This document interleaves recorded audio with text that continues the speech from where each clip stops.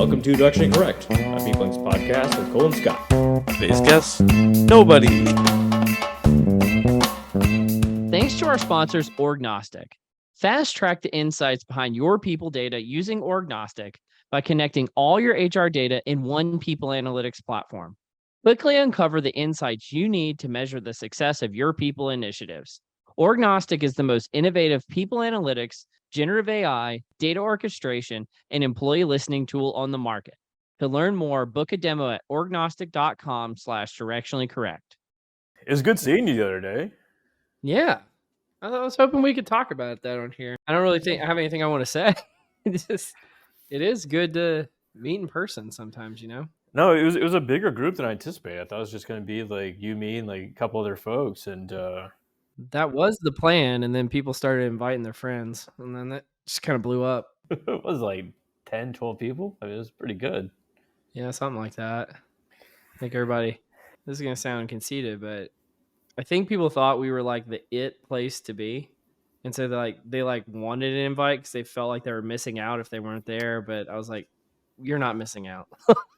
We're going to the bar. Yeah, it's just us hanging out at a shitty sports bar. I really wasn't prepared for, what it was. I should have known better. It's like going to like a post psyop party or something like that, and like everything like quickly devolves into like sort of work talk. And like after being on meetings all day, I was like, oh, I just want to like shoot the shit. And it's like, well, I'm a engagement specialist with an eye on developing the talent pipeline. I was like, oh god. I wasn't prepared for this. It's like this is work. Yeah, which is what you do at these sort of events, right? I think this is one of the things that the difference between your and my roles, like at work, I get a lot more of this shit than you do. Oh, for sure. So like I was fully expecting what happened, but I don't think that's something that you encounter every day. Well, I mean, once again, it is like going to a work function. And so that's what people naturally talk about. I thought it was just going to be like us hanging out and like shooting the shit, talking about golf or whatever we're going to do. Well, and that's the thing I find is like the more like senior and in like people who feel comfortable in their career, the more networking events actually turn into building personal relationships. The more junior or like person who feels like that they haven't like made it yet, the more it's like, hi, I need to like be a walking resume and talk to you about everything that we're working on. Like that to me is hard to overcome that for sure. Honestly, that's the least valuable stuff. Like you really want to know if you can work with somebody, and just because they can do things, a lot of people can do things, but you want to know, am I going to be able to get along with that person? Yeah. I mean, in a way, I don't know. Tell me what you think about this.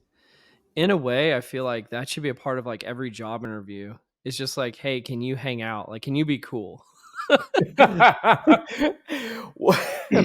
don't they just call that PO fit? But it should be like me, you fit, or like LMX. Do we have this? Yeah, like I mean, can we converse as human beings and as adults? And or is it weird? And if it's weird, then yeah, we might have problems down the road. If it's not, maybe this could be an amazing relationship. Well, I got a glimpse at my old company, one of the old companies I worked at, of the rating scale used to rate me and the other candidates. Not necessarily a good thing, but like one of them was communication style. That was one of the dimensions that they were assessing, which I think that's essentially code for I can understand you, we can convey ideas easily. Yeah. It's like, how do you even rate that communication style? I don't know. 1 to 5. Me like to me no like. I mean, that's really what it is. Like they could try to dress it up and make it more scientific, but that's really what it comes down to. By the way, just to decrease the pressure on us, since this is our first time doing a live one, there's literally 0 people watching, so you don't have to worry. Good. And why would they? Like they're gonna log on at pre-noon and like be like, I gotta get some hot directionally correct talking. Well, and the fact that we didn't promote it, and it's on a platform that only 14-year-olds are on. I'm on it. Sort of, not really. I don't log on that What do often. you do on Twitch, by the way? Just out of curiosity. Not a lot, really. There are some modest talk shows that are somewhat entertaining. A lot of people playing video games. Yeah, that's why I say it's like 14-year-olds playing video games is kind of what I thought it was. Yeah, I don't. It's like Red Dead Redemption or something like that. I watched some guy just like I don't know. It's like watching someone else have fun, essentially. Seeing somebody else living their best life. Right? Yeah. Speaking of that, like, who we were talking to, we had this conversation, Where John we going? Eisenstark the other day Yeah, around John. equal pay. Is like, should everyone be paid the same for the same role, right? Yeah. Oh, you're talking about like the global roles versus local rates, like people getting paid more in high cost of living cities for the same role in a Yeah. low cost of living city or like somewhere international. Yeah, exactly, exactly. But someone brought up a point that we were talking sort of tangentially about different things. I thought this was really interesting. So people in, say, Europe, they get a lot more vacation time than the people Hmm. in the U.S. Should you get equal vacation time as well? You may have sent me this, but I saw a meme the other day where it was like an American and like a European like going back and forth at one another, and like the American's like saying, "Oh yeah, I'm working so hard and I'm about to get promoted and all this kind of stuff," and the European replies, "Sorry, I'm out on vacation for 3 months. I'll respond when I get back." It's like, oh yeah, this is very different. Well, that was the impetus of the conversation. Essentially, this person works in a global environment, and they essentially said that these people take 2, 4, 6, 8 weeks off at a time, and that work cascades onto other people. So they have to pick up the slack, and they can't. It's not socially acceptable, not whatever, to take this sort of lengthy break. I think, and this is maybe our American bias coming out here, Scott, because from my perspective, I think the work just doesn't get done. Like in America, you're putting a It's like, burden yeah, on someone else. There, they're just like, yeah, it's just not happening for 3 months. Sorry. well, we'll get to it when we get to it. Yeah, I think that's just a very much a cultural difference. Yeah, I mean, it's wild though to think that like we do have these sort of I like mean, I feel like double you're baiting standards. me. You're baiting me to No, talk about everyone gets paid the same. no, I mean you can talk about it if you want to. Well, because like in the theory, it's talking about exactly what you described, which is some jobs are higher stress, some jobs are lower stress, some jobs require more hours, some jobs require less hours, and so it would actually make sense that if two people were doing the same job, but one was in the U.S. and one was in Europe, the person in Europe might get paid less, but it's just because the factors of the job actually make it less. Like value is not the right word, but like I called it what would the phrase I used in there? It has less heartache or something like that. I can't remember the exact phrase I used. And because it has less heartache, it actually gets paid less. But if you added up all like the units of heartache together, you would get to a global like standard pay rate. Therefore, everyone gets paid the same. So what if pay were like monetary pay were equalized across groups then, but one group gets more vacations? Obviously unfair, right? It absolutely would be unfair, and you would be able to show that using the theoretical framework that I put out there. And the other thing is too is and I can't remember, I put something in there. It's like if you see deltas in the pay rates, well, what you would expect is those will normalize over time. So you might find a gap between the two, but they'll actually decrease. And the example I used in the article was about like nurses and school teachers during the pandemic. They had to start paying them more, and it's because the job qualitatively changed and it got much much more difficult, and therefore just turnover rates in those roles just went crazy until they started raising the pay to correspond with the additional heartache that those roles had to subsume because of the challenges of the pandemic. I would love a CEO to make this same argument because, like, CEOs get like thrown under the bus all the time. Like, oh, you get paid 1,000 times more than the lowest paid employer, this sort of thing. But it's like, see, using Cole Napper's framework, we're actually paid exactly the same.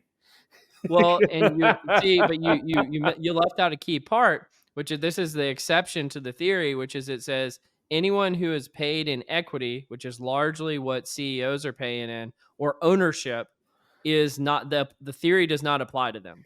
Like that is a completely different standard of thought, because there's exceptions to every theory, and I wanted to make sure. I don't know why I'm debating this right now. You know, like you're debating me like I care. Yeah, like I really don't care. But you are right in that way that like once you like switch over to stocks or whatever, like the scale changes completely. It's a different animal. It's non-linear. Yeah. Like you can, if you get a 10% raise, you only get 10% more money. But if your stock goes up 10% and you get paid on variable equity rates, that could mean like 120% increase for you. So it's a non-linear increase. Oh god, you give me tired head. Sorry. I had to dig into this a lot in some of my prior roles, and so I feel like I'm like informed but not educated, if that makes sense. Do you ever feel that way sometimes, like you know a lot about something but you actually don't know anything? Oh, like the Dunning-Kruger effect. Absolutely. Absolutely. No, it's not exactly a Dunning Kruger. Let me make sure I'm more clear on this, because I think Dunning Kruger is hilarious. But it's like where you learn a lot about a topic through experience, but you have no formal education on the topic. Does Oh, that make okay. sense? That's a different sort of animal. Like, so I've learned a ton about things like executive compensation through experience, and I have literally zero formal education, and I'm probably doing everything wrong, and everything I know is wrong, but I don't know where it's wrong. Does that make sense? Oh, absolutely, absolutely. And this is my orientation. Once again, like a divide between us. Like that's my orientation to R.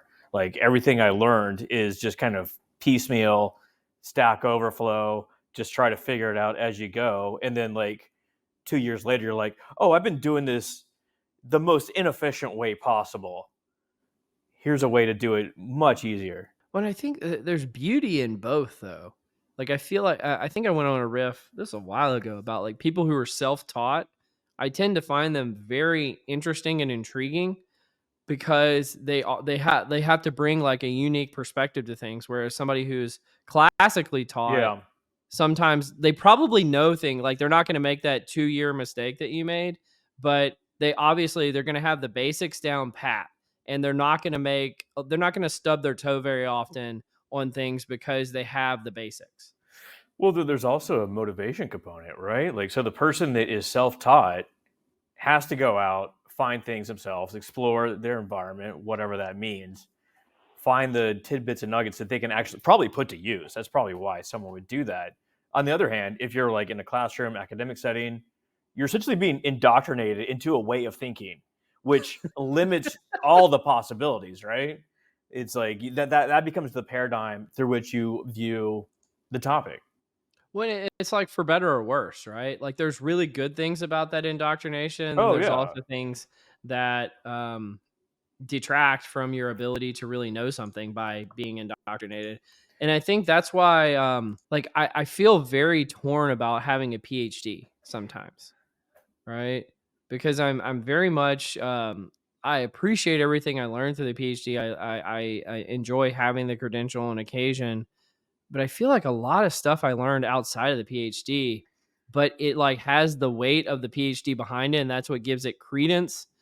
But it's not necessarily because I have the PhD that I learned some of that stuff. Does that make any sense at all? Oh, it does. It does. A PhD is essentially a selfish process where you hide away for 5 6 years, whatever it's going to be, and go get these letters behind your name. And I had the same sort of phenomena as soon as I graduated. I put it on LinkedIn, and people came out of the woodwork to connect with me, like in ways that they did not beforehand. I mean, I had to start telling my mom that I'm Dr. Hines. She was calling me son or Scott. And I was like, no, that's not what it is anymore, mom. I kid, of Uh, course. it just makes me sad at a certain level. I'm like, come on, it's your mom, man. No, but I know what you mean, and it's a lot of jobs like require that as it's a job requirement. You need a PhD in this sort of thing, where there's people that are exceptionally capable but did not take those 4 or 5, 7 years, whatever it takes to get the PhD, but have a Well, wealth of let me make it a experience. little bit more simple and practical. I get this question often. I want to get your perspective on it. It's like somebody asked me, I have an undergraduate degree or I have a master's degree already. Do I need to go back and get a PhD to be successful at people analytics? How do you respond to that?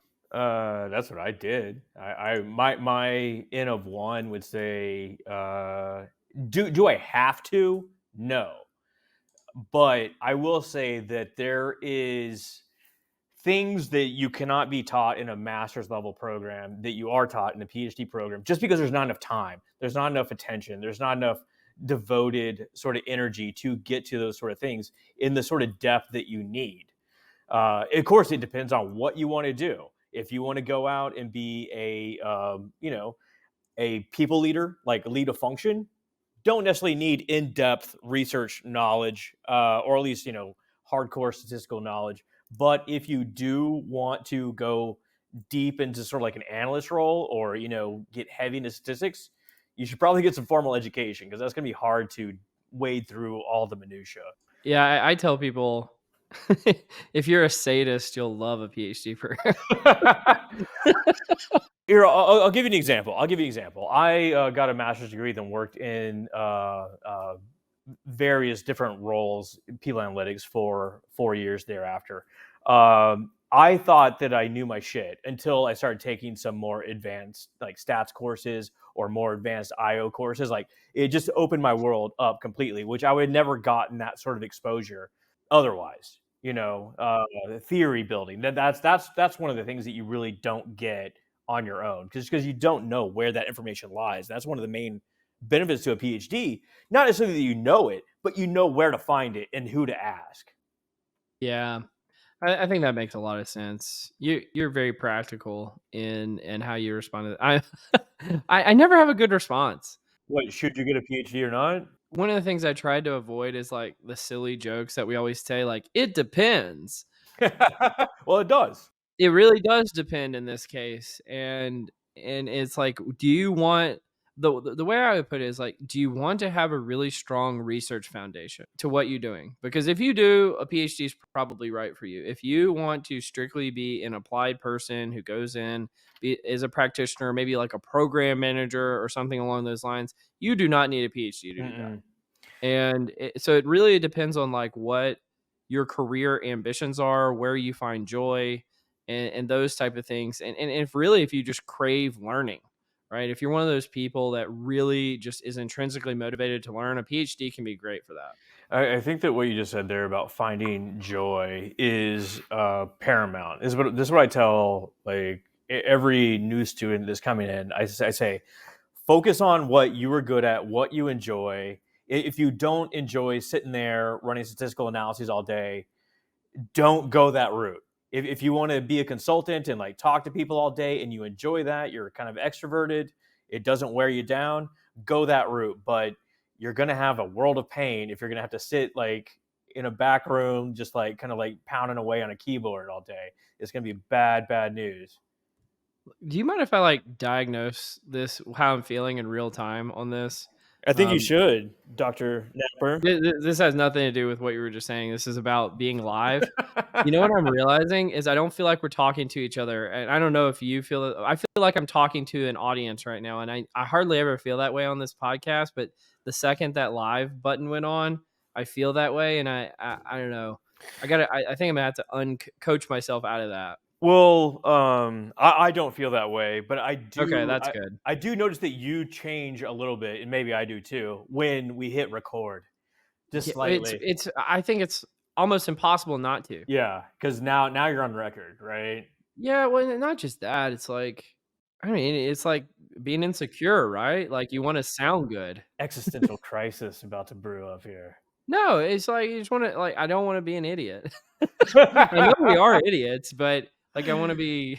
I don't want to be like a full idiot. I want to be like a half idiot. Well, it's just pessimism versus optimism. Hey, your idiot glass is half full. I love that. Yeah. You want to do a little grab bag? Let's do some grab bag. Let's get me out of this funk. Yeah, get you out of the phone. Just some things to react to. These are 5 different TikToks that I found enjoyable. I don't think we're going to play them, but I'll just describe them to you. But where to begin? So this one that had Jerry Seinfeld, and he said, "The blessing in life is finding the torture that you're comfortable with." So once again, like finding your joy, and that could be your kids, your marriage, your work, whatever it is. Like you actually become self-actualized when you just essentially find whatever it is that you're like, okay, I can handle this sort of bad stuff in my life. Yeah.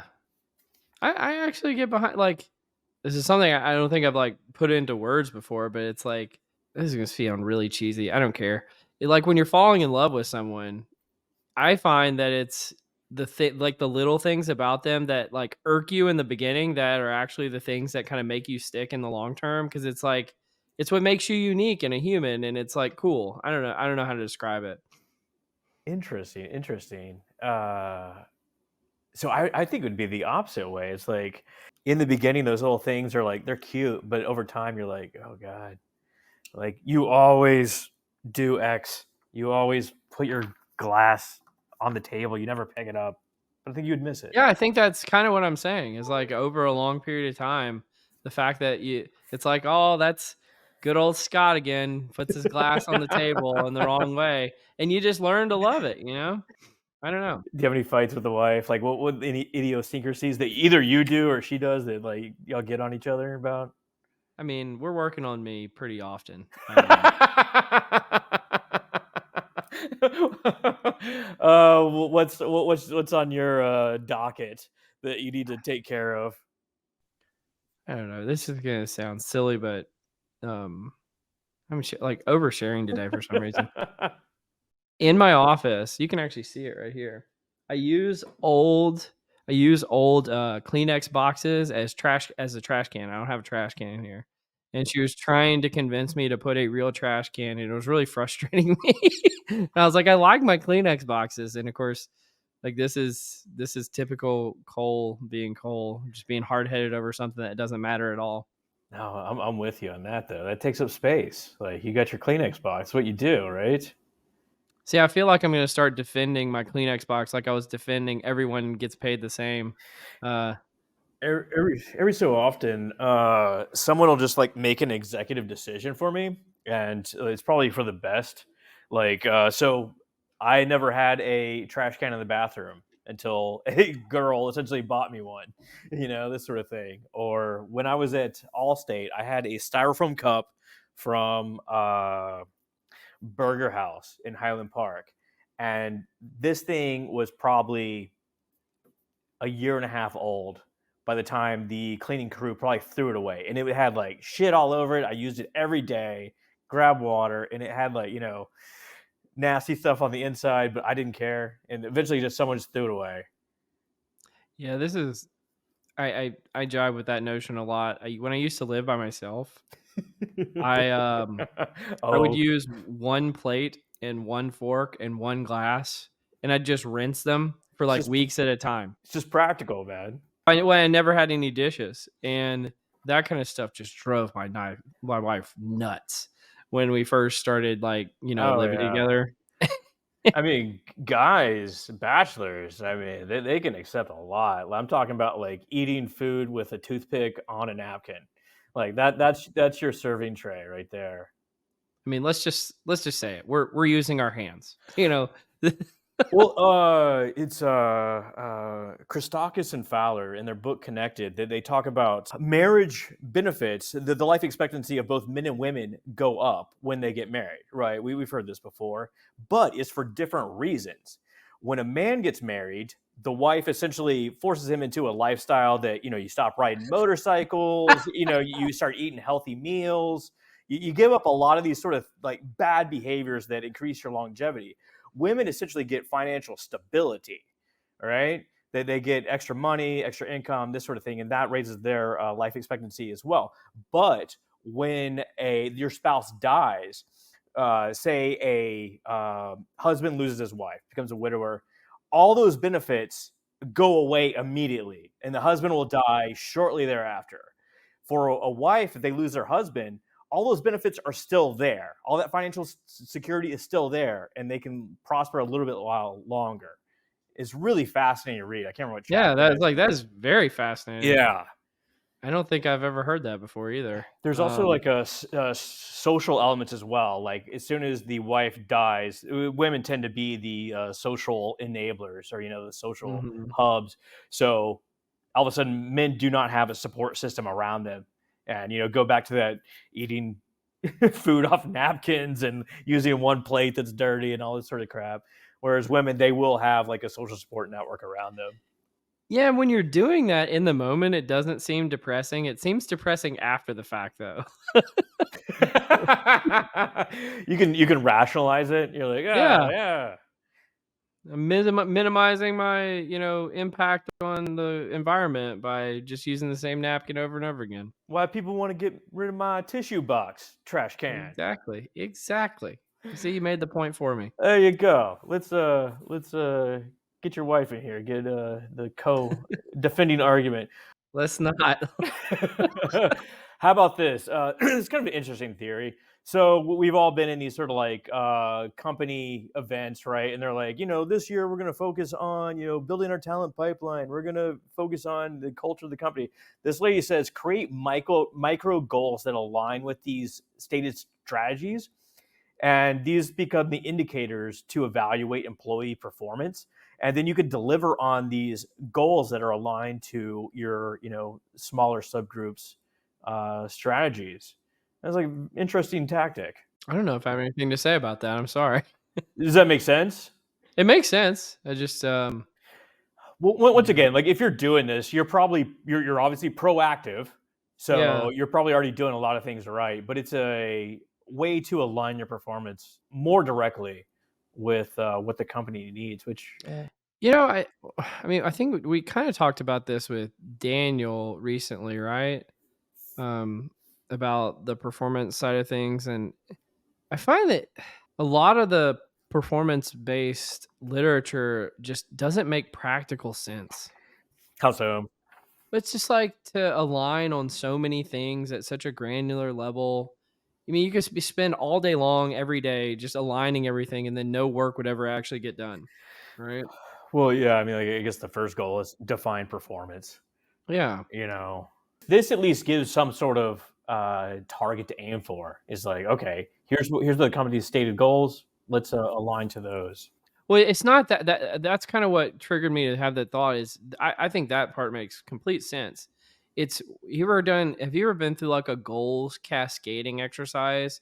So like your goals at the cascade down to the next level and then the next level and then the next level and the next level to make sure that everything is properly aligned and you spend Yeah. like 6 months doing that. It's brutal. And so absolutely what we're doing should be aligned to, the goals of the organization. It's just the implementation of that is where a lot of heartache falls into. Check this out. So it's a quote from Steve Jobs. He essentially said, "There at Apple, they hired a bunch of professional managers, and the problem was they didn't know how to do anything. The best, the, the best managers were individual contributors who essentially said, no one's going to know how to do this better than me. I better become a manager because, like, do you want to learn from someone that can't teach you anything?"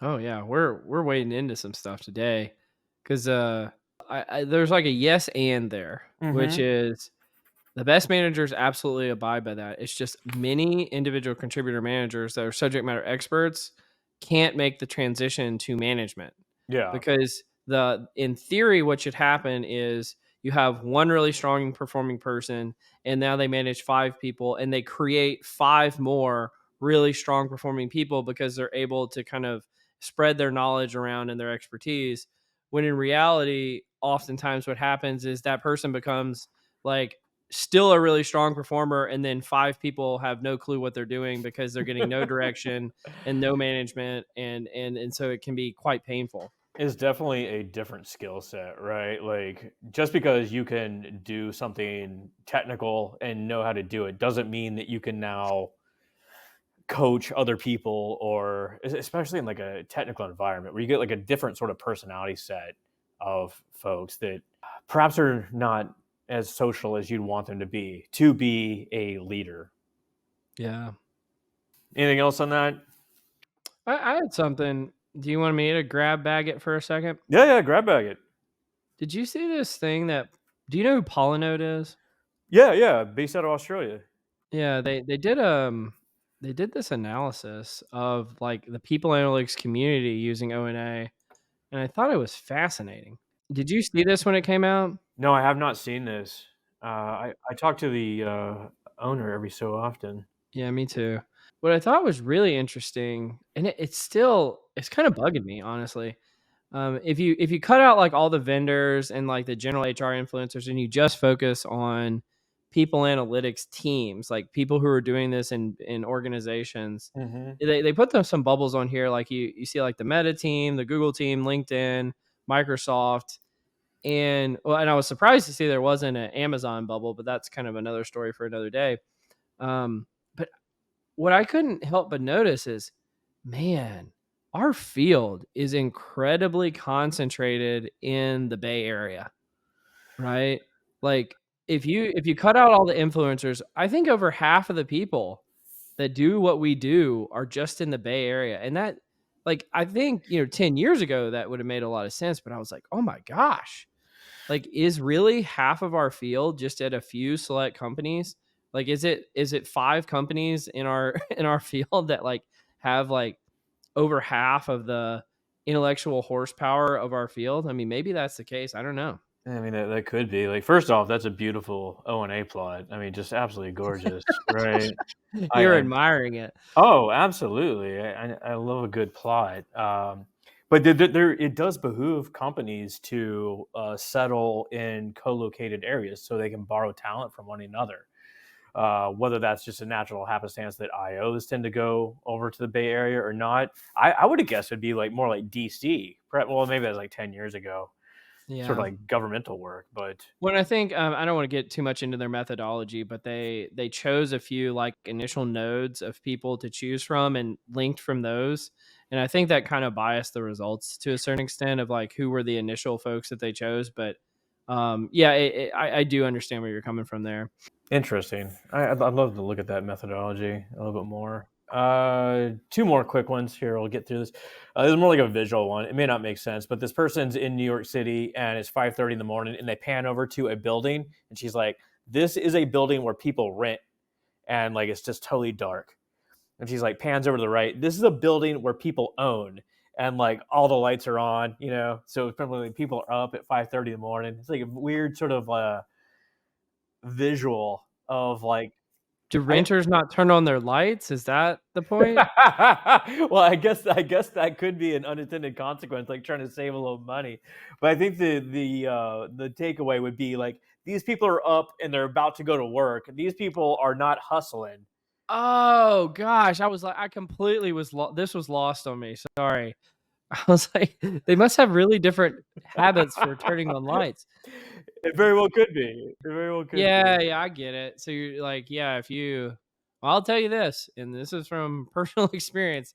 Having a mortgage is a huge motivator to Oh you. yeah. You need to work hard. So I jibe with that notion a lot. Yeah. Are you an overhead light person? Like, do you like the big light on in the room? I mean, you've been to my place before. I don't turn on lights. I try to be by a window. I Yeah. have that literally. I have a light on now, like backlighting for the podcast, but I don't think I've ever turned on the light in this room No, since no, I lived here. nothing annoys me more than the light in the room. Especially like someone comes in and they're like, flip it on, like, oh, it's so dark in here. It's like you just ruined my vampire vibe here. What the Yeah, fuck are you it's like, doing? can you get out of my office? Yeah, and like, well, I need lights on to see. It's like, get It's your like the eyes shut. audacity. Like if I come into your life, I'm like, Yeah. hey, I'm just gonna start drinking your soda. How about you don't turn on my light then? Oh man, I'm just gonna go over to the thermostat and crank it way up. Like it needs to Yeah. be 82 degrees in here. Like the same sort of orientation. Check this out. I found this really fascinating. So this guy's talking about a former boss that he has, and what he would ask in meetings is, "Where did you find your blueberries?" And the impetus of this is usually at meetings, people ask, what challenges are you facing? They got these like stand ups, like, "Oh, I can't get past this issue, I can't get past that." But if you're like in a hunter gatherer society, you don't want to know like what you did wrong. You want to know how you found the good stuff, and this kind of teaches people what good looks like, what good performance looks like, and helps everyone else kind of make their way down that path. So it's like a really interesting orientation to managing teams. Where did you find your blueberries? Yeah. I think I'm just so hyper literal. These are the kind of things that Like, I'm like, what are we talking about? Like blueberries? Like, is this what we're doing now? well, I think, of course, it's like if you need to gather some food, you go find some Yeah. blueberries. Where did you find those blueberries? Of course, Cole would answer Costco. Did you see this a few years ago? There was this like kind of viral article about giving up your Legos. Did you see that? No, And I like really liked the message behind it, but I was so hung up on the why are we calling this Legos? leg, like, um, Lego, my Lego. yeah, it was about how when in hyper scaling organizations, new like people who are new. This kind of dovetails with the article that you covered last week about newcomers to a team, Yeah, right? And so like people that are already at the organization have all this like intellectual capital, but also just like stuff that they do, right? And when you're bringing in a whole bunch of new people, you have to have the ability to give up some of that work so that they're like you can make make additional strategic progress while they take over some of that work. And so there was a like it's a pretty good article. I'll link to it in the show notes, but interesting. I guess like I'm just so literal. Like the blueberries and the Legos get me hung up on this kind of stuff.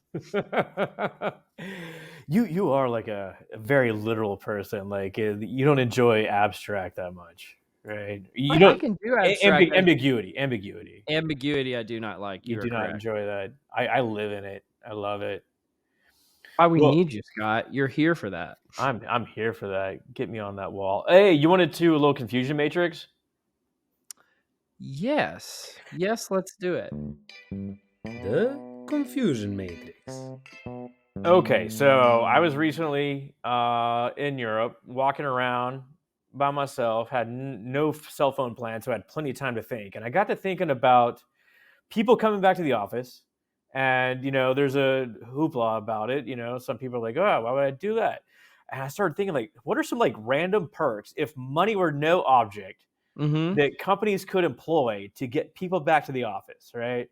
And let's see, I got 10 of them here, and I have them ordered from most practical to least practical. Oh And, goodness. yeah. I mean, it could go even more impractical, but we won't go there. Okay, so first one, and just react as you see fit, whatever. The ability to turn the lights off in the office. Once again, big lights, hate them. Just be able to like walk in and be like, light off, That would be a huge motivator for me. Like, right? but the thing is, it kind of to our point earlier, like that would piss off like half the people, but half of the people would be like super happy that you had that ability. Or maybe just like zones, like this is the dark zone, this is the light zone. If you want to be a Yeah. big light person, go be a big light person. I swear to God, these like fluorescent lights are killing my vision. Either that, or me like keeping my R at the tiniest possible font size and staring at it all day. One or the other is probably the case, right? Yep. Or like women, they'd be able to. We learned about this. Like Jordan Harley's talking about the temperature in the office. Like, yeah, just be able to adjust the temperature. Oh yeah, you're going to the Wayback Machine. I forgot about that. Let's see. Number two, not having to pay to park. I know this isn't the case everywhere, but just free parking. I'll be honest, I've never had to pay to park at work. Not even one time. Not even like stipend, or like, did you ever work like in a downtown area? No, never have. Oh well, there you go. That makes that. But it seems pretty basic. You don't want to have to go to the office. Oh man, a flashback. I interviewed at Ticketmaster in Dallas to be a call center rep when I was like 16, right? And yeah, and it was like a cattle call. It's like me and like 80 people in there, and like they just treat you like total shit in there. Like telling you what's what and like this sort of thing. And the bit was like, there's a big parking lot outside, and it costs like $7 a day to park. And by the way, you're getting like $5.50 an hour. So essentially, for the first hour and a half, you work just to park there for the day. Right? It's like this seems like the worst thing ever. Yeah, that's horrible. Okay, number 3, focus pods or rooms, just a room you can go into and just not deal with, I guess, your neighbors, which kind of defeats the purpose of going to the office. Yeah, what you're saying is you give a person a temporary office. It's like, why don't you just give people offices? How about that? Number 4, travel perks. I ran into someone from Southwest Airlines, and essentially she was traveling to Dublin, and she's like, "Oh yeah, I just got this Yeah. website, and just tells me when planes are free, and they've got all these like joint things." Obviously, this isn't practical. We're getting to the less practical stuff.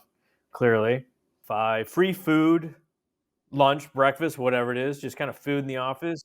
That was like a hot thing in tech, for a while there. I think they've pulled back on a lot of that at some companies though.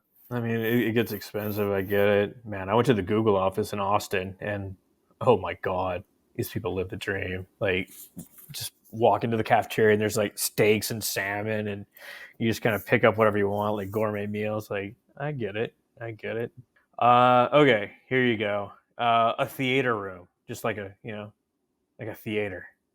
Well, so like this is my kind of riff on the whole thing, because I would love a theater room. That's amazing.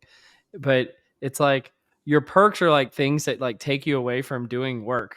So it's like, yeah, I would love to go watch a movie or a football game in the middle of the day at work, but am I working? That's why they're perks, right? It's like, hey, part of the job. Yeah, it'd have to be like culturally acceptable too to like go in there, Yeah. throw on a movie and that sort of thing. But yeah, just like a nice place to, do a little work or whatever you're gonna do. Okay, check. Okay, this goes along with but valet service. You just roll up and like got a valet. They're Now like Dr. that I could Gaffer. get on board with. I would love to just walk up to the front door, throw my keys to someone, and walk in. That would be great. Hell yeah, right? It's like bring it back cleaned or Clean. whatever the cool people say when they drop off stuff at the valet. Don't fart in my car. Yeah. Okay. On-site daycare. That is, I mean, when you got kids, that can be huge. Yeah. What big motivator. You just go down and see them if you want to in the middle of the day. I was working in an oil and gas company a few years ago, and they were going to build an on-site daycare, and then the price of oil got cut in half in like a week. Say nope. And there were like these they had like poured the foundation for this daycare, and then the daycare, I drove by it like years later, and the daycare was never built, but the foundation was still laid. I was like, oh, guess that daycare's never happening. I dated a girl that went to Marble Falls High School, and they had a daycare on site at their high school, which not a good sign overall, but I mean it makes sense. Ooh. Yeah, like teenage pregnancy daycare. Yeah, exactly. That's Like, rough. what about like this on-site healthcare, like jointly? Like, oh, you just got a doctor downstairs, you go see him. Yeah, like I've seen some. I've worked at some places had that. It depends on the level of healthcare we talking about. Like what I realized, like some of the places, like, oh yeah, we have on-site healthcare, and it's like one of those little machines that you can see at, like the pharmacy where they take your blood pressure and that's it. It's like that's not on-site healthcare. Let's be clear. That doesn't help me at all. Yeah. But I However, mean, yeah, if you had like the ability to, go see like a primary care physician or get yeah, like a shot or something like that would be huge. just get like prescription, something like that. Yeah, a pharmacy. Yeah, Oh, well, a pharmacy. That's crazy. That's the next number, right? That's the next one yeah, up. I can't pass up one of the little like blood pressure cuffs at the grocery store. yeah. I don't even know what the numbers mean. I was like, yeah, squeeze my arm. What's up? So this is gonna tell you a little bit. I feel like I'm dying when I take those. Yeah. It's a little thrill. It's a cheap Yeah. thrill. Okay. I recently talked to someone that visited London, and they went to their office there, and in the ground floor there was a bar, just a pub, right at the office. And at 4:00, 4:30, people wandered down there, grabbed a pint, and were just hanging out, talking. Sounds fun. Sounds like a place I would have loved to work at. Right? Right? If you had that, you might want to come into the office a little more often. Maybe get into a Donnybrook with a coworker. Who knows? What's a Donnybrook? I think it's just a fight, right? Maybe a brawl. Oh, okay. Is that like a polite way of saying fight in, the UK? So, okay, here's the last one on the list. A a spa, pool, sauna, something like that. Just like a spa in the office. And someone else added onto this, like it would have to be limited so that you couldn't have so many people in there at one time. Just like a few people, or maybe big enough that it would accommodate everyone. This sort of course necessitates senior coworkers and less than dressed. Yeah, I'm very. I have like a never take your clothes off at work rule. Oh god, I was drinking there. He almost got me and spit all over the room. We gotta have spit takes on the podcast. Oh god. I mean, Oh god. I violate that rule though. I violate that rule. Yeah. Like I don't know. That just seems. Yeah, that's weird. I'm sorry. Man, a few weeks ago, I was at this event, and they gave me like I was like just helping out, like running this sort of thing, and they gave me a T-shirt to wear, and I was like, cool. So I step aside, and like I had an undershirt on, and like I was trying to peel off my overshirt, and like it got stuck on my head like a fucking comedy show. And, like so, like all my coworkers are there, like watching me struggle, my chest out, like. See, Like, this is my point. This is why you don't take your clothes off at work. It's like, I guess I could have gone to the restroom and changed, but Yeah, why? could. Why would I? Yeah. I think that. Well, that'd be awesome. Just like kind of like a sauna, though. I've become a sauna guy. On this last trip, I figured out, man, that'd See, be like that's the peak. I like a good steam room. Yeah, I'm not a big fan of the sauna. I do like a steam room. I think that I just want to live like a Philadelphia mobster. It's like at work, like you like go to the bar, like, Tracksuit. you drink and you talk to your friends, like you talk about business, and then you go to the sauna and you sit there and you talk about work, and then you go do stuff at night. It's just like apparently that's my version of work. Yeah. Idealized version of work. Yeah, it's like I think you glossed over some of the key components of that job. Yeah. Anyway. So those are the things I came up with. That's a good list. So companies out there, this is what you need to do. Clearly, get people back to the office. Well, I mean, this is even really too much to ask, I feel like. But those companies that do like no meeting Wednesday or like Yeah. no meeting Friday, like those things, but rather than it being one day a week, I would like no meeting 1 p.m. to 3 p.m. every day or something like, like just have a block of your day's schedule every day that could be focus time for everybody.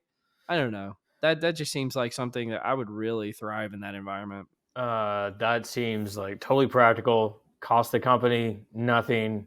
We've covered Salesforce a couple different times on the pod, who's like really going hard on no meetings, or at least trying to limit them as much as possible. I thought that was Spotify. No, it was I think it's Salesforce. Shopify. Oh, yeah, I got the company wrong. Yeah. But at any rate, okay, Salesforce, got to get on your game. Got to come up to Shopify's level. I mean, it just meetings are such a drag. If there's no outcome from the meeting, then they can become just such a hassle. No, that's called team building, Scott. There's no outcome, Oh, I worked at a company that was like heavy meeting focus. So you're talking about pre-meeting to the pre-meeting to the pre-meeting to the meeting to the post-meeting to the post-meeting to the post-meeting, and then people just did whatever the fuck they want to do anyway. So it's like, what are we doing? We're just like wasting each other's life here. Yeah, I think we've talked about this before. It does feel like you're slowly dying in that type of environment. Well, no, maybe we will. I don't know. What do you want to talk about? You want to go nerdery? I was thinking nerdery, but We could talk about I know you were saying something about following up on our conversation with John about getting funding as a middle manager. Do you remember that? Yeah, yeah, yeah. I was intrigued by it. We didn't get into it the other day, but essentially you were saying that when you are a lower or middle manager, you're fighting for resources, this sort of stuff. But the interesting point that you made that we didn't get into was a lot of people, your peers, do not know that they're playing a game. They're just Mhm. bouncing around or doing whatever. And can you expand on that? Because that's super fascinating. I mean, I always again I'm like overly literal, overly practical here. I always try to think of like mathematically. So you get like let's say you're a man like you're a VP and you've got five middle managers reporting to you, and each of them are asking for $1 million of investment, right? So they're asking for $5 million. You, VP, know that you only have $3 million to give out. Right? And this is very typical. Or maybe even you have $0 million to give out, but you're having $5 million being asked of you. And so you're having to kind of jockey this. But the thing is, each of those five middle managers that's asking usually doesn't know what the other four are asking for. Right. And so they're in this competition that they don't even realize that they're in. And so they're just like, look, $1 million, that's no big deal. I know you've got $1 million more of budget. You said you have 3 million, right? So you Yeah. should obviously be able to give me my 1 million. But they don't realize that that's not the full landscape of what's happening. And I'm presenting the most simple case. It's usually way more complex than that. So what's the goal in that situation? Is like try and consolidate or like try to strategically align yourself with other folks to increase your odds, or I guess it depends. Back to that discussion. I mean, finding stakeholders that, are at a certain point, it gets to like how can I make this how is this the most important thing to the business, Yeah. right? And there's a many different ways of validating that. You can validate it with a use case or a business case. You can validate it with ROI. You can validate it with politics. You can validate it by aligning yourself to powerful leaders. You can do that in a variety of ways, but it's really about like how can I prove that what I'm asking for is the most important thing to the company. This is Cole's world. Well, not anymore. Not anymore. But Do you miss it? Do you miss it? that part, some ways yes, some ways no. You enjoy the game. You In enjoy the the ways, game. yes, it's because I'm pretty fucking good at making a business case. Yeah. Like that's not one of the areas where I have a lack of skills. What I don't miss is like the unknown unknowns of people sniping at you when you have no clue it's even happening. That's no fun.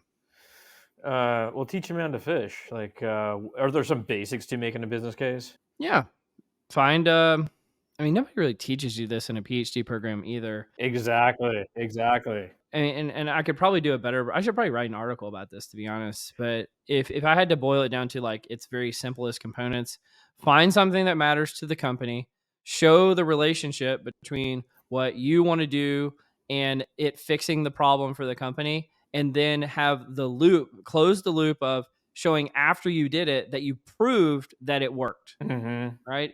And so most people get those like first few steps, but they leave out the last step of proving that it worked. Because when you do that, when you're able to prove that it worked, that's when people trust you, right? Otherwise, they're just like, hey, we gave you $1 million. What do you have to show for it? And it's like, well, our We. satisfaction scores were great. And it's like, that's not what you promised us. You didn't promise us that your satisfaction scores were going to be great. You promised it was going to fix the problem. I'm still seeing the problem. Why am I still seeing this problem? And you burned through $1 million. And you burned through $1 million. Yes. Well, you want to talk about fixing a problem, The nerdery. or actually causing some downfall. So we're all familiar with Chat GPT or Gen AI in general. Are you familiar with Stack Overflow? I am familiar with Stack Overflow. So it's a place that people can go and like look up answers to code, and like has like a good user community. Well, 50% of the Stack Overflow traffic is now gone. Look at this. Look at that. That's incredible. Because it's just It's it's so easy it's to add. fallen off a cliff. Why would you go there, right? Well, I think and this is almost unrelated to Stack Overflow, but this whole concept of like giving versus taking, right? Whereas like Stack Overflow, there was a giving component and a taking component. The taking component is like when you're new, you could like learn how to do things really quickly because it's got, kind of the playbook of how to do it, right? But the giving component is if you want to build a really strong reputation for yourself and maybe get hired from somewhere, you could be a contributor on Stack Overflow and people like recruiters are out there like looking for people to hire based on kind of like their reputations online. So there was like a giving versus taking. Well, the problem is when you implement something like ChatGPT, who's scraping Stack Overflow for all like the code whisperers and stuff like that.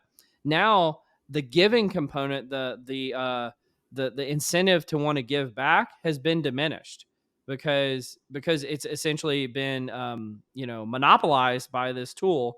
And so now why would I give back anymore when it's just going to get taken and given at everybody else? And so I think that's a lot of the reasons why you see this downfall. What is there to give back either? If ChatGPT just has all the answers, clearly it's not going to have everything forever because there's always going to be new developments and it won't be in part of their LLM, this sort of stuff. When have you looked into this at all? Because this actually gets to a bigger point, which is how generative is generative AI? Can it create code that has never existed? Can it solve ideas that have never been thought of before? Like I think that the jury is still out on that because if it truly is generative, like it will write new code that no one put into Stack Overflow, then yeah, maybe this is the end of something like Stack Overflow. But at a certain point, if it's not truly generative, you're going to need people like there's always going to be a room for innovators. Does that make sense? It does. I mean, like I ask it some pretty wild questions to kind of get example code and this sort of stuff, and it will spit out things. They don't often work. Like you need to do some finagling to get the general idea to work, and then sometimes just gives you like bad stuff. Like it's like here, your data, we put it into a matrix, and you're gonna run this analysis on this matrix, and like when you actually go to run it, it's like we don't accept matrices, this sort of stuff, which is kind of a simple example, but it'll give you stuff, but it's not always good. Yeah, like maybe. I mean, I suspect that if the exponential curve of the development of this tool keeps going up that curve, that it'll fix some of those problems. But I don't know if it's an S curve, where it goes up exponentially and then it plateaus. Like that's the point where I'm at. I'm not sure which of the two are we on. Well, that's the singularity, right? Where like the code Yeah. starts writing itself, and then I don't know what happens at that point. I think we all just become those like fat people in the chairs from Wall-E, and we just hang out all day or something. We all become plumbers. The other sort of interesting plumbers, yeah, everyone needs plumbing up. The other interesting aspect of this little post is that OpenAI shut down their AI detection tool. Essentially, they decided that you can't detect AI generated content, so we're not going to even bother messing with that anymore. So yeah, I think Ethan Mullick, who we've cited many times on this podcast, talks about that a lot because I think he's trying to give a lot of advice to educators. Like there's this whole debate in the education sphere of like, should you be encouraging people to use the AI or is it considered cheating to use AI? Right. And so they're like, oh, if you're in the cheating camp, then you're like, well, we need good AI detectors like turnitin.com, but for AI. And I feel like once a week he posts something like AI detectors don't work. PSA. Like it's like, well, I guess we're past the Rubicon or whatever it's called. I think that the don't use AI camp is fundamentally misguided. If it becomes part of your toolkit and you're going to use it in the future, which I think we're all going to use it more and more, it's a skill. You got to know how to use it. Yeah, I remember using that same kind of argument with my parents when I was a teenager because they didn't want to give us cell phones. They're like, we don't want you to have a cell phone. And I was like, yeah, but in this new fangled economy, we're going to have to know how to use cell phones to be competitive, mom and dad. You need to get us a cell phone. Well, shit. When I was in, middle school or whatever, we couldn't use a calculator in our math class. In fact, they had them in this like thing on the door, and like once a month, like the teacher would be like, "Okay, you've done enough long division that you can use it for this one day." It's like, what the hell are we doing? Like, do we need to know that? Do we need to like divide 177 by 22 to And let's get really, really real for a second. When's the last time you did long division? probably that year? Yeah. And when's the last time you used a calculator? This morning. Exactly. Mic dropped. Yeah.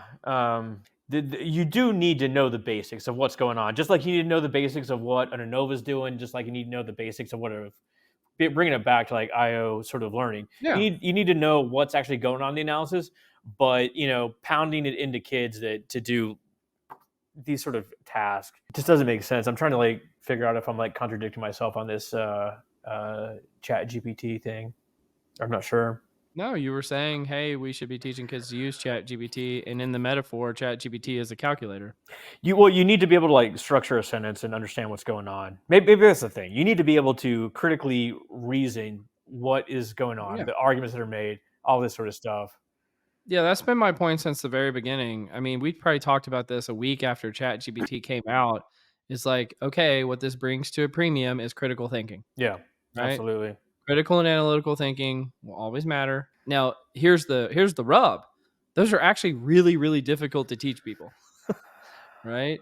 And it requires a lot of things. And so we kind of have what do they call it? The folly of rewarding for A and hoping for B situation, where we teach people long division in hopes that it teaches them critical thinking, but all it teaches them is long division.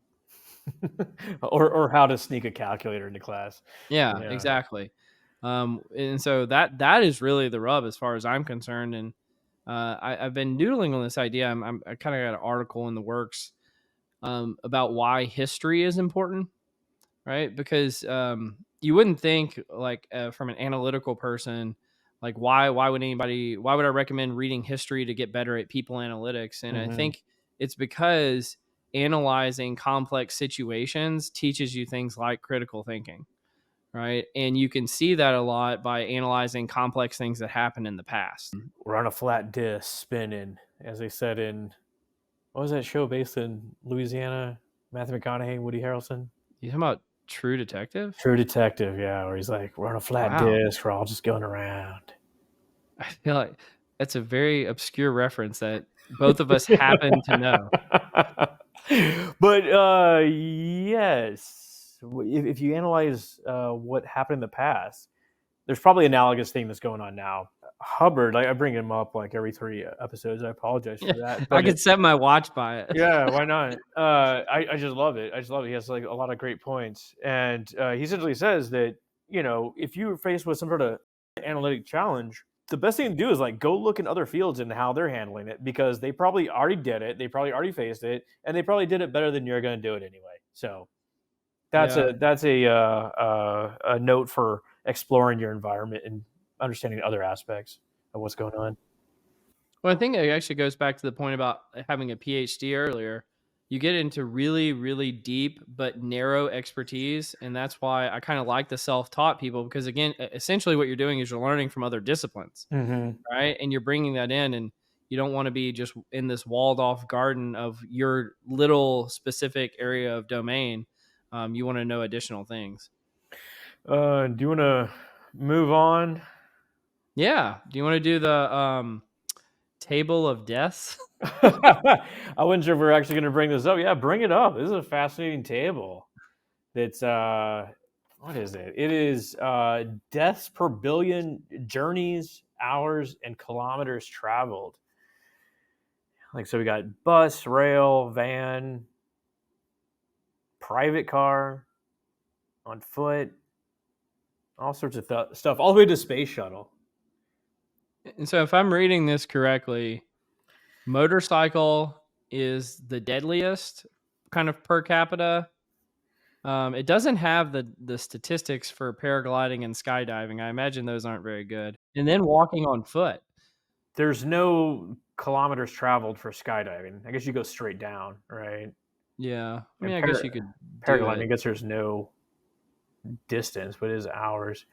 Yeah. Space shuttle, not a safe place to be per journey. All right, you got 17 million. Count my zeros there. Or is that 170,000? I think it's 170 million. I might be wrong. And this also reinforces that motorcycles are just fucking dangerous.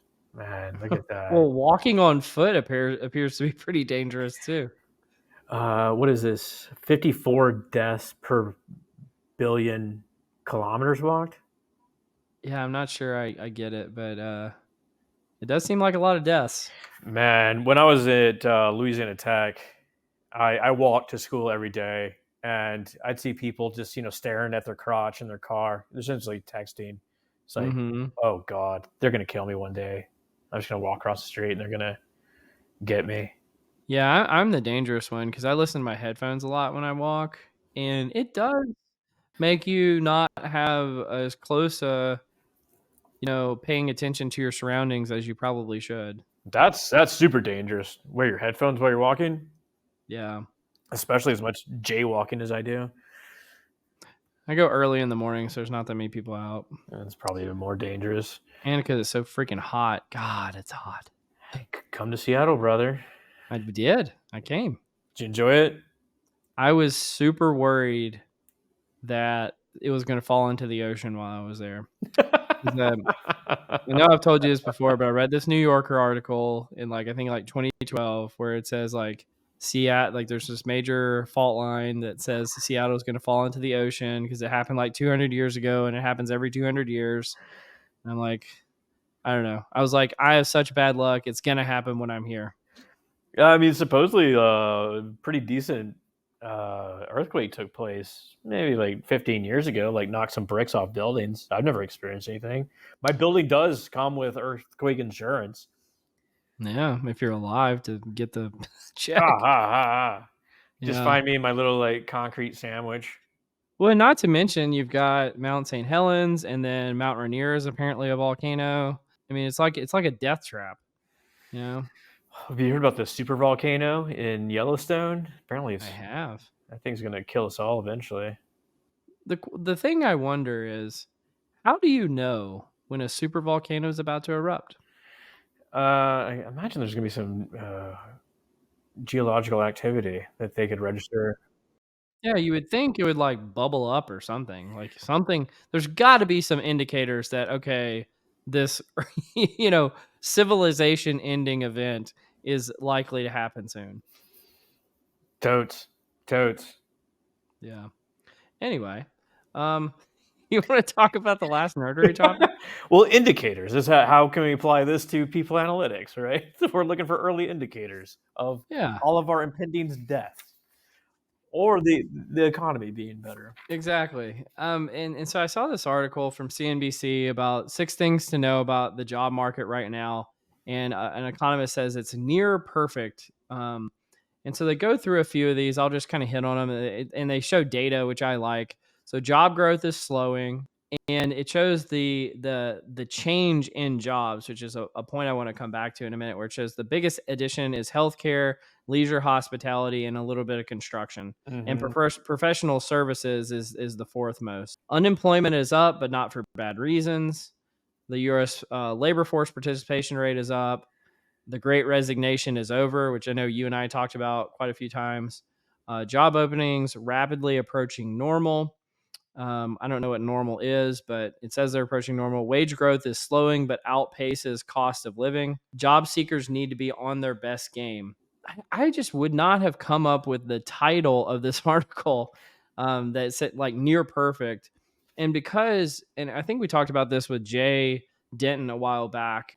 If a bunch of people in high paying jobs lose their jobs, they get laid off, and then a bunch of jobs that are created, but they're all low paying, get added to the economy, and the unemployment rate doesn't change, is that a net good for society? Right. And in my opinion, yeah, it's probably good that people have jobs. I don't want everybody to be unemployed. But if you're just systematically removing high paying jobs and replacing them with low paying jobs, to me, that sounds like a terrible thing. Yeah, it doesn't sound like a winning plan, does it? Like Yeah. for the overall stability of everything, really. And that to me seems what's really happened over the last year or so is a lot of just the upending of the economy for knowledge worker jobs like the Hmm. professional services that I mentioned, and a lot more additions of like hourly worker type jobs like leisure, hospitality, hospital workers, like that, those type of jobs. And so it's like, I mean, obviously there's value of those jobs to society and they're important, but if you're looking at a lot of the gains that were made over the last few years, they were made in high paying professions. And it seems like a lot of those have been undone now. And I think we need to be prepared for this. Like going back to our discussion of Gen AI, like I think that we're gonna be a service economy until those jobs go away. But you're gonna see people transition to, hospitality, healthcare, all these sort of things that Yeah. can't be replaced by AI immediately. Yeah, we better get good at saying like, "Hey, may I take your order?" Yeah, there's like a entire robot McDonald's in your neck of the woods somewhere, right? Oh, Somewhere in is there? Dallas.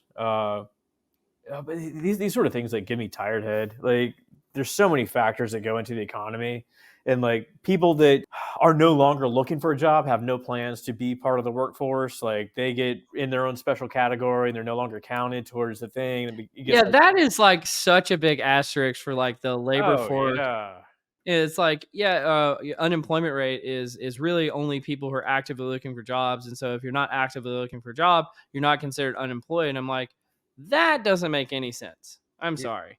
it's like they should call it deadbeats, right? Like people that could work but will not work for whatever Well, and that's why reason. they showed the labor force participation rate, because that is what actually accounts for people who Mm, are unemployed and not looking for jobs. And it does say that that's ticked up, but that's one of the main reasons why a lot of the slack, like the unemployment rate hasn't gone up, is because they're not counting folks that hmm aren't looking for work, but also too the like people that weren't in the labor force are now being put back into the labor force, and that's not showing up in the unemployment numbers.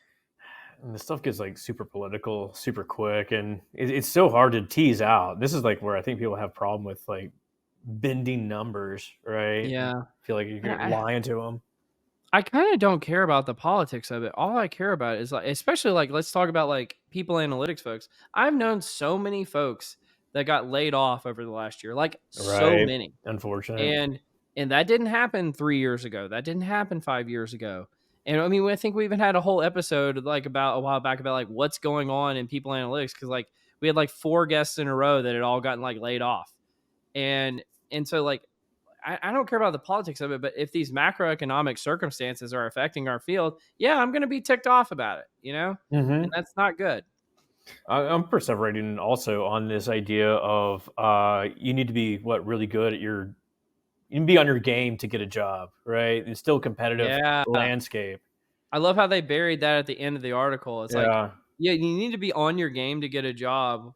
Is that means that the economy is near perfect?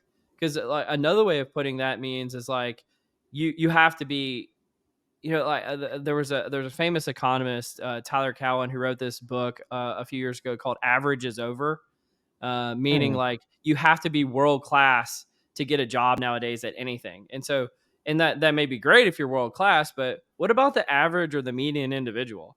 If they can't like have a decent career, or they have to go become like an Uber driver or work at McDonald's, it's like that's not good for society, right? No, no. I mean, like you're going to create a have and have nots sort of situation there, especially when we talk about like high paying jobs, like what Yep. we were talking about a while ago. You just Yep. right there.